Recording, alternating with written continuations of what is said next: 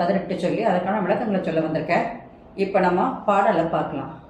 அண்ணாமலையான் அடிக்கமலம் சென்றிறைஞ்சும் விண்ணோர் முடிவின் மணித்தகை வீற்றார் போல் கண்ணார் இறைவி கதிர்வந்து கார்பரப்ப தன்னார் ஒளி முழங்கி தாரைகள் தாமகள பெண்ணாகி ஆனாய் அலியாய் பிறங்கொழிச்சை விண்ணாகி மண்ணாகி வித்தனையும் வேறாகி கண்ணார் அமுதமாய் நின்றார் கழப்பாடி பெண்ணே இப்பூங்குழல் பாய்ந்து ஆடையிலோ ரெம்பாவாய். இது பாடல்.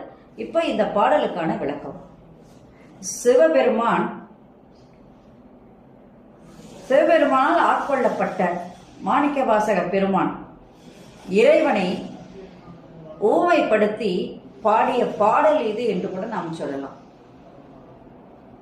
இப்போ திருவண்ணாமலையில் எழுந்தருளி இருக்கின்றார் சிவபெருமான். அவர் ஜோதி பிழம்பானவர். அந்த சிவபெருமானுடைய திருவடிகளை வணங்குவதற்காக, தாமரை போன்ற அழகிய திருவடிகளை வணங்குவதற்காக அங்குள்ள தேவர்கள் எல்லாம் வராங்க. அவங்க தலையில பார்த்தீங்கன்னா மகுடங்கள் இருக்கு. அந்த மகுடங்களிலெல்லாம் பதிக்கப்பட்ட கற்கள் எல்லாம் ரத்தின கற்கள்.